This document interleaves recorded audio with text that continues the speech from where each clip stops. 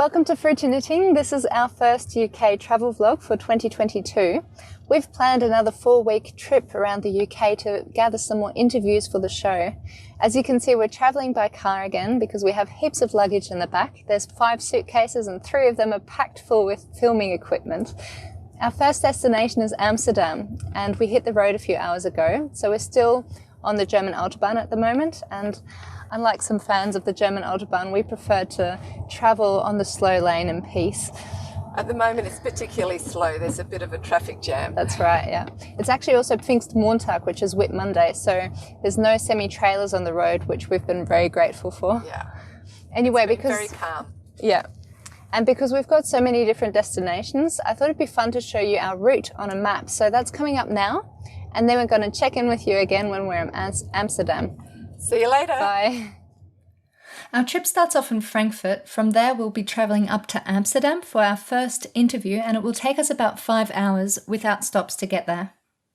I've never been to Amsterdam before, but I look forward to seeing the canals and the narrow houses. Here's a bit of historical trivia for you. Back in the 17th century, the government taxed house owners based on the width of the house, so people built them really narrow and tall to avoid paying so much tax. This is what the houses typically look like. We'll stay in Amsterdam for 2 days and then drive down to the Hook of Holland. From there, we will take the overnight ferry to Harwich in the UK. Once we arrive at Harwich, we will drive straight up to Norwich in Norfolk. I always struggle to know how to pronounce the names of some of these cities, but Mum was told that it has to rhyme with porridge. So Norwich is an old city and was once a centre for the textile industry. It also has the most extensive collection of British ceramic teapots in the country, with about 3,000 of them displayed in a local museum. They come in all shapes and sizes. Some are more traditional, with intricate flowers painted on them, but you will also find one teapot in the shape of a man's head with a particularly long nose from which the tea pours out. I'm hoping we'll have time to see this curious teapot collection when we're there. After fueling up on a large serving of Norwich porridge for breakfast, we will make our way up to Bradford in West Yorkshire. Bradford was once known as the world's wool capital, and it specialised in worsted cloth. Once our work is done in Bradford, we will drive down to Chelmsford for another interview, and from there we will be driving into London. Mum's quite nervous about driving into the central London, especially because our German car has its steering wheel on the left-hand side instead of the right-hand side. Then we hit the road again and head towards Bath. When Mum told me we were travelling to Bath, my mind went straight to Jane Austen and Georgette Heyer. Both authors include Bath in many of their novels, and Bath is generally portrayed as a place where wealthy people came to socialise, flaunt their latest fashionable purchases, and look for a suitable husband. I'm looking forward to going to Bath. Finally, we go down to Hastings, which is on the southern coast of England. Maybe you know Hastings from the famous Battle of Hastings in 1066, or like me, you recognise Hastings from the British detective series Foyle's War, which is set during World War II. Our family has watched that series at least 3 times. From Hastings we will drive down to Folkestone to take the Eurotunnel, which goes beneath the English Channel to Calais in France. Then we will make our way home to Germany, where this adventure will have come to an end.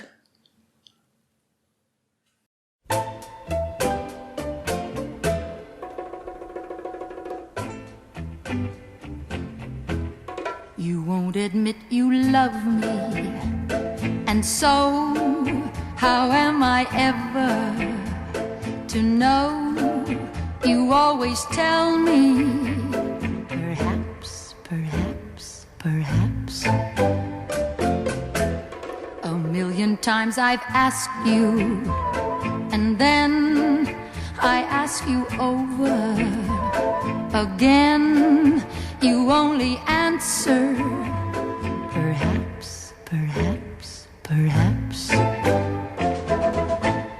If you can't make your mind up, we'll never get started. And I don't want to wind up being parted, broken hearted. So if you really love me, say yes, but if you don't, dear, confess, and please don't tell me. Perhaps, perhaps, perhaps.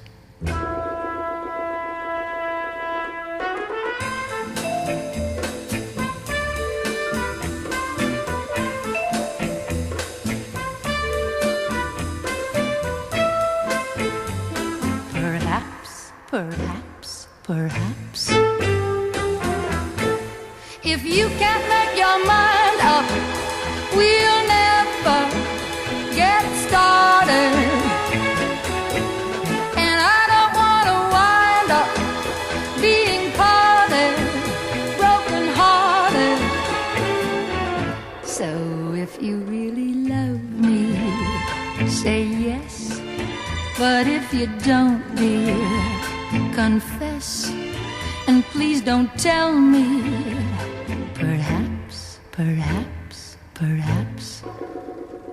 Perhaps, perhaps, perhaps. Perhaps, perhaps,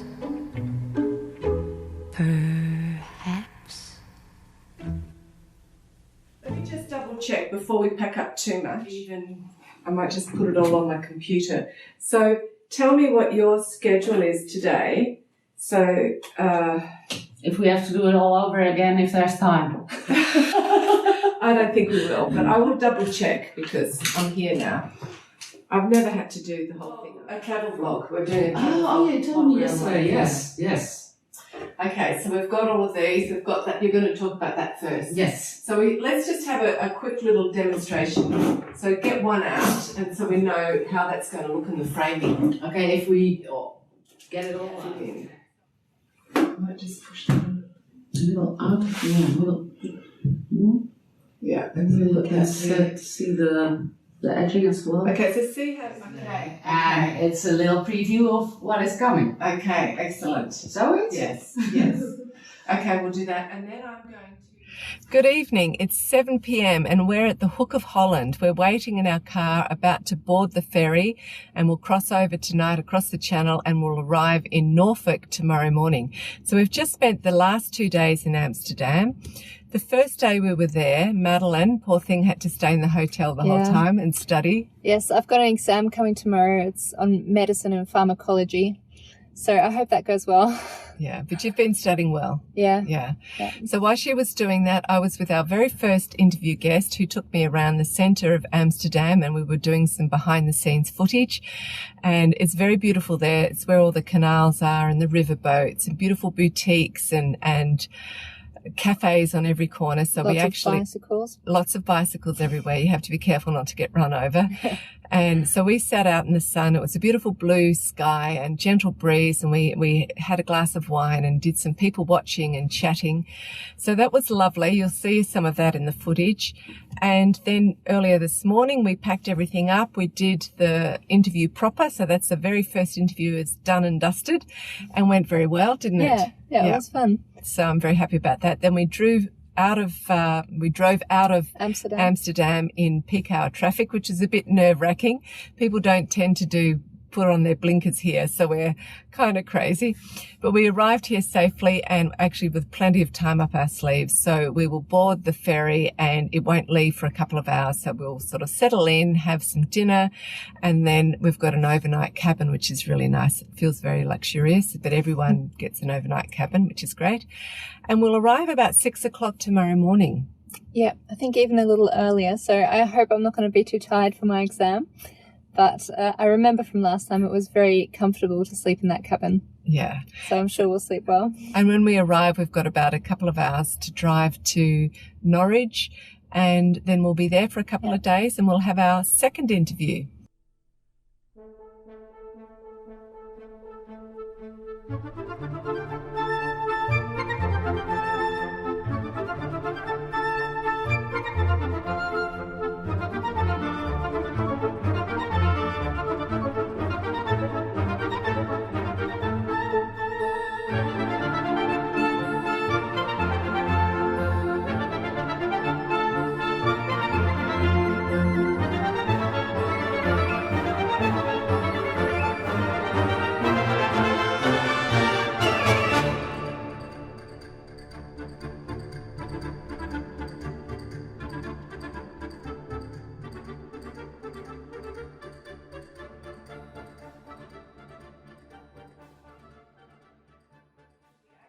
construct it, we start with the little garland. Yeah. And we start inwards, and then we build outwards. So even though this looks like it's beautiful proportions, you can take with a small section of it and start seeing this. I'm interested how you've got these two colours together, because you might think that they're quite a big difference in value as well. But they look beautiful. But what's your thinking with that? I think for me, if they live together quite happily on the colour wheel, I do agree with you. That is quite a dark green. But I think because they're all they occupy a similar section on the colour wheel, I think that they can work. A lot of this is just trial and error, really. Yeah. So when I'm playing with colours, I'm doing a lot of this. Do I like this? Does this work? And what I'm looking for is an emotional response to the way that those colours look. You know when you've got it right because you can feel it. It literally makes your heart sing, and I'll just think, oh, I love those together. And so this is an exercise, for instance, that I do where we're looking at the tone value of colour. So it's not about the hue, red, yellow, orange, green. It's about how dark or light a colour is. So for any colour, we could generate a whole tone value scale of dark versions and light versions. Come again, sweet love doth now invite my graces that refrain to do me due delight, to see, to hear, to touch, to kiss, to die with thee again in sweetest sympathy, to see, to hear, to touch, to kiss, to die with thee again in sweetest sympathy. Come again, that I may cease to mourn through thy unkind disdain, for now left and forlorn, I sit, I sigh, I weep, I faint, I die in deadly pain and endless misery. I sit, I sigh, I weep, I faint, I die in deadly pain and endless misery. Come again, sweet love doth now invite my graces that refrain to do me due delight, to see, to hear, to touch, to kiss, to die with thee again in sweetest sympathy, to see, to hear, to touch, to kiss, to die with thee again in sweetest sympathy. Gentle love, draw forth thy wounding dart.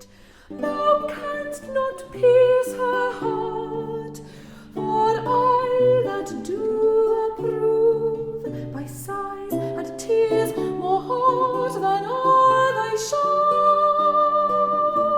Detent while she for triumph laughs, by sighs and tears more hot than are thy shafts. Detent while she for triumph laughs.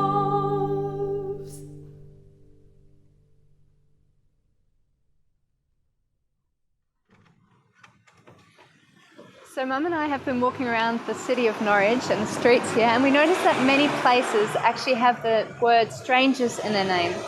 And we were wondering about that, so we found out that this actually refers to Protestant migrants that fled the Netherlands back in the 16th century when it was ruled by Catholic Spain. So at first it was just 30 Dutch textile workers that were personally invited by the city of Norwich. These textile workers had a lot of skill and knowledge, and it was with their help that the city of Norwich would build up a very prosperous textile industry. They were soon joined by well over 1,000 Flemish and Dutch Calvinists who were being persecuted by the Spanish realm. Although the locals here referred to them as strangers, apparently the two groups got along just fine for most of it, and with time the Dutch and other Flemish families, they managed to assimilate to British culture.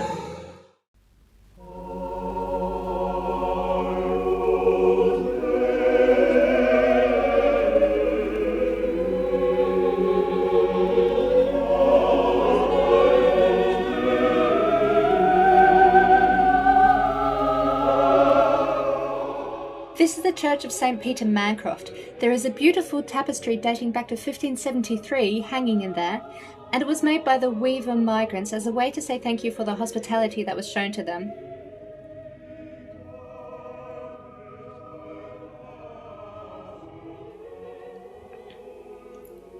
The tapestry tells the Easter story in 3 episodes. In the centre, Christ has come out of the tomb and is surrounded by ethereal clouds. The soldiers that were supposed to guard the tomb are lying fast asleep around him. On the right, you can see Mary Magdalene kneel in front of Christ. In chapter 20 of St. John's Gospel, it says that she first mistakes the resurrected Jesus as the gardener, and that's why Christ is depicted as wearing a hat and carrying a spade. And on the left, Jesus is shown as appearing to his mother Mary in a tiny room. It's thought that the tapestry was made as a frontal altarpiece and was only displayed during the Easter festival.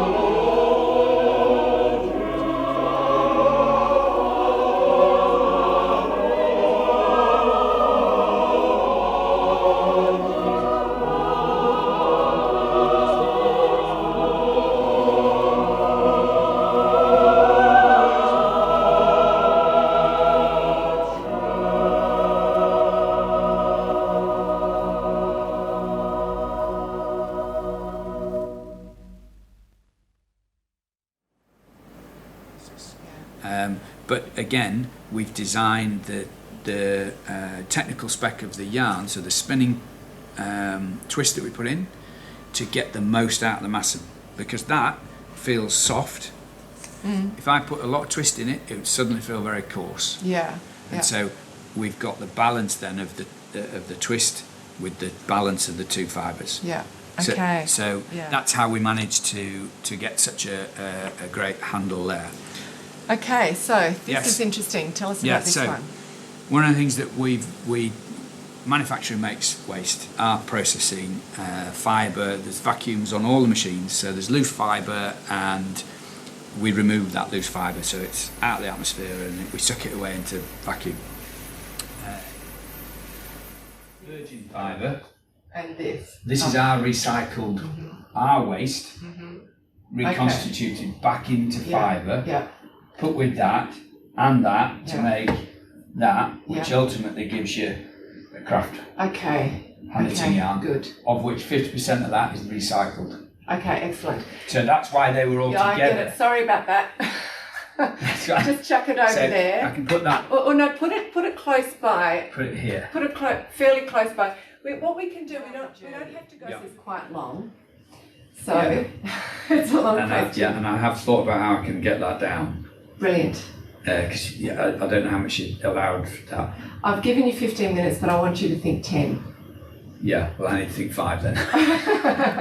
Okay. I mean, I am gonna bullet point it, so it's got to be kind of 1907. Then just to highlight it. I think we could do that. I just want a couple of anecdotal stories too. to Which keep we've the got. interest going. And what I'm going to do is pretty well let you talk. Okay. Okay, so I'm not going to interrupt you, so don't rely on me. All right. Because it's pretty hard to come across still friendly and tell you to round it up. Yeah, kick me under the I table. can kick you under the table, that's all I can do. If while we're talking, for some reason you think, oh,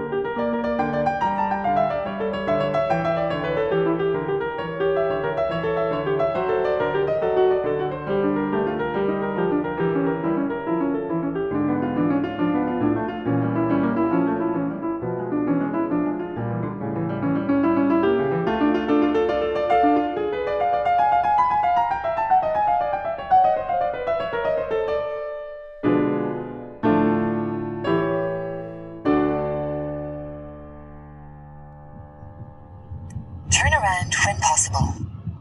Really? Okay, apparently we're driving the wrong way.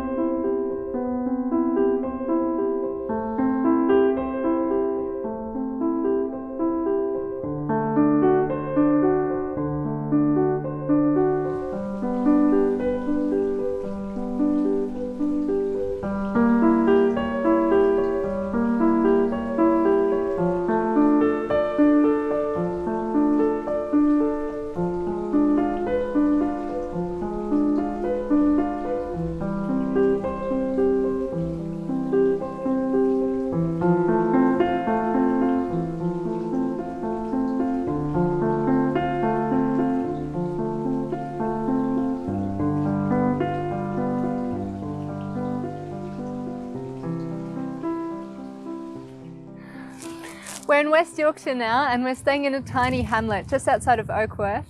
Yesterday Mum and I we interviewed the owner of a well-known Yorkshire woolen mill in Bradford.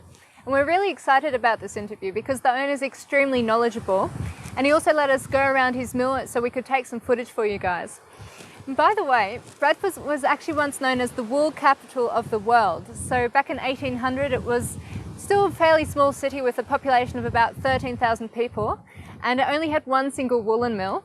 But over the next 100 years, that number grew to 350 woolen mills, and Bradford was manufacturing 2/3 of the country's wool. So Mum and I are staying in Yorkshire for a little under a week, and we've both fallen in love with the area. As you can see, there's lots of sheep and black and white cows grazing on luscious green hills, and the sky is almost always covered in dramatic clouds, and there are so many fantastic walks right at your doorstep. We also have a special visitor with us, Lily Kate France. Lily's been on Fruity Knitting twice already, once as a Knitter of the World and once in our new releases segment. And you don't live too far away from us, do you? No, I'm about an hour away, so it was lovely to have the chance to come over and film something in person. Yeah. So not just in a little room inside either, we're out and about in the beautiful countryside. So yeah, what better way to spend a Friday than knitting On a bridge. Knitting on a bridge. Knitting on a bridge. So you might notice we're doing some extreme knitting here. And I actually get to be a test knitter for Lily for once. What's this top called? This is called the upwards top, which I only realised afterwards makes no sense because it's actually worked from the top down. So excellent naming there from me, but it's a little tank top with kind of lines leading upwards towards your face. So there was some logic going on there. Yeah. That Madeline's working on in a beautiful speckled pinky peachy kind of yarn. Yep. With some orange for the I-cord around the edging. Mm-hmm. And what are you working on? So I'm working on another sample of my Ribblesdale vest, which has been featured on Fruity Knitting a couple of times already. So I'm actually just using my new colour, which is called Continuum, my new shade of green. So I never used to be a green person. It was the one colour I didn't do. Yeah. And somehow, over the last year, I have become a green person. So I hope you're proud of me, Andrea. I'm sure being she's converted. So I'm just working on this. It's a nice travel project so that I can knit out and about without having to think too much, really. Yeah. Just kind of mindless brioche stitch. It's very relaxing to knit. So I'm sure you've got the pattern memorised by now. Pretty much, yeah. Yeah, so it's a nice one to knit out and about. Yep. Well, we hope that you enjoy our extreme knitting footage.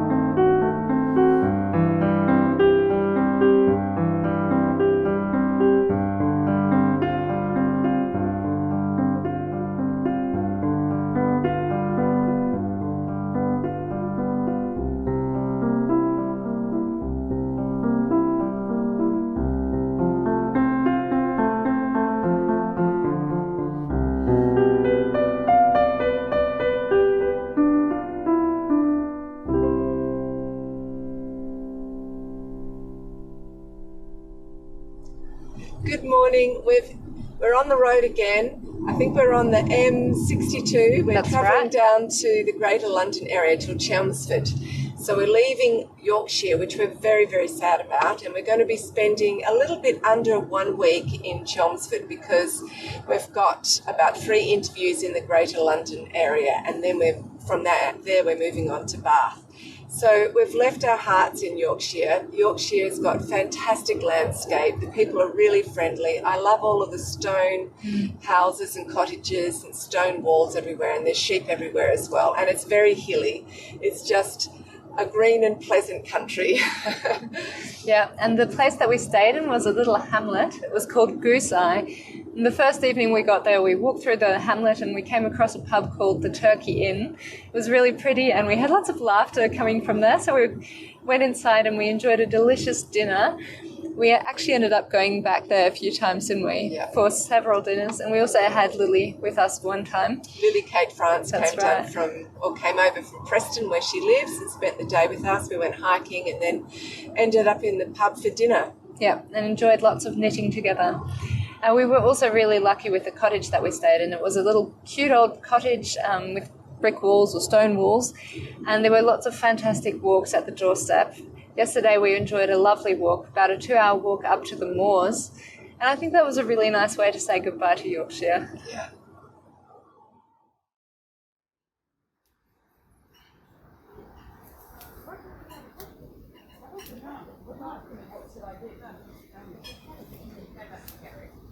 Are we going to close the doors? Yeah, we will. Okay, because that might change the light. Well, close them then. Okay.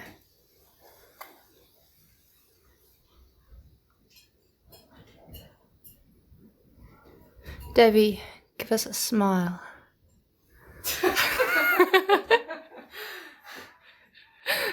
Perfect.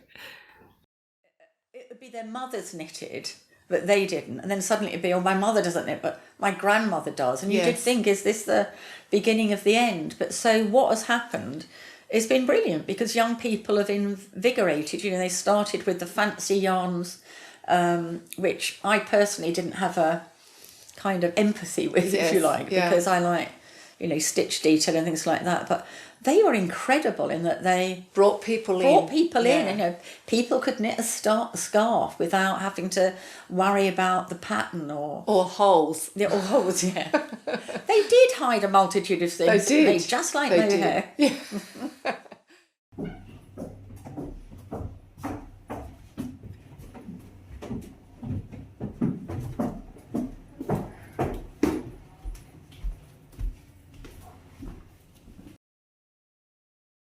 I think seeing the whole customer journey and experience from the other side is kind of invaluable. Especially I think when I'm putting together collections, and especially when I'm putting together books, there was often something I'd hear quite a lot. People would look through books and and ah, but I only want to make one thing in the book, so you know why I don't really want to buy it just for one design. And in the world of digital downloads and Ravelry, which is amazing, but how do you sell a book? And so I'm really mindful when I put collections together that there's this story and there's this narrative throughout the collection. So this is Abstract, my latest book, so that there's a real theme to it. So if you like one garment, the likelihood is you're going to like another one, but without them being the same. I'm really mindful as well to put variety into the collection so that there's kind of big pieces, investment knits in time and money. Like the one behind you. Exactly. Yeah. It definitely is important. And in terms of pattern writing as well, I definitely think there are things that would put people off. For example, when I write my own patterns to self-publish, I really do like to give options like charts and written instructions. I think that can be some people love it, some people hate, vice versa. And to explain things as much as you can, as clearly as you can, without, you know, being too wordy about it. So it's definitely been a real insight and something that I come back to myself and I ask myself when I'm designing, okay, what would they think if I was in store and I wasn't me, and they, you know, what would they say? And you were trying to sell the book. Well, exactly. So.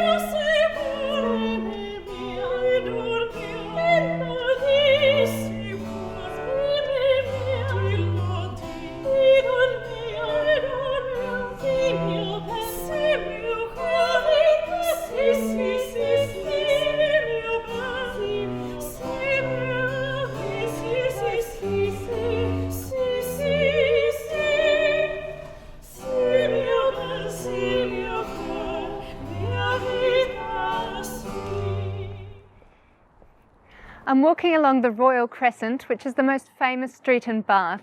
These Grade 1 listed townhouses are a beautiful example of Georgian architecture. The facade of these houses was designed by the architect John Wood, and he made them all look uniform. And then different people brought up sections of the facade and they employed their own architects to design the rear of the houses. So that means that while the front is uniform, on the back each house looks unique. The crescent has been used as a backdrop for several films, including Jane Austen's Persuasion and Northanger Abbey, as well as the movie The Duchess starring Keira Knightley. More recently, Number 1 Royal Crescent was home to the Featheringtons in the Bridgerton series. I'm imagining myself wearing a gorgeous Regency dress and bonnet as I promenade along this prepossessing crescent.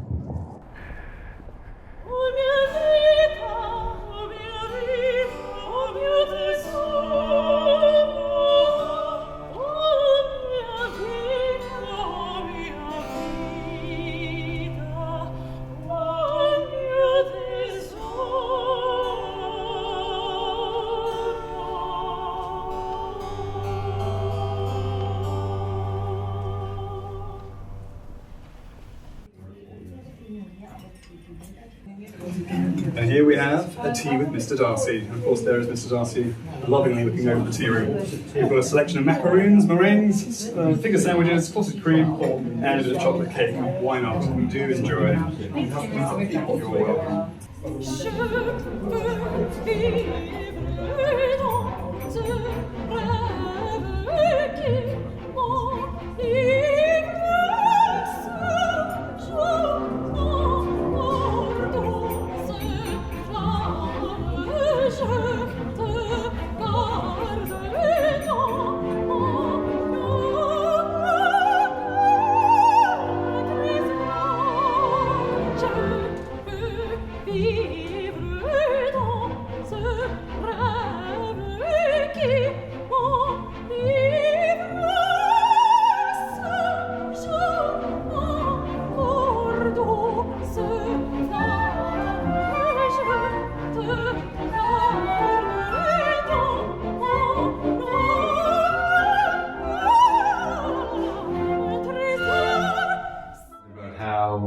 Much statue you wanted. So you have the really big shoulders, big hair, big hat, and it would just make women so tall. Men had to wear top hats to equal the height. Okay, is that why they got invented? Yeah, just so that they felt like they were equalized. I've had that problem my whole life. I think I should just tell people to start wearing top hats. Exactly, yeah. From Regency hats, we actually do all sorts of periods of hats as well. It started Regency-wise because of the Jane Austen Festival. We have moved on from that. So we have a lot of different decades examples here. We have a really lovely coal scuttle bonnet is what they call these from. This is from the 1840s, made out of a silk taffeta with a silk satin ribbon and some actual ribbon probably from, I'd say, 1880, which is a really kind of crisp taffeta ribbon. And then on the top of it, if you can see, there's actual glass grate.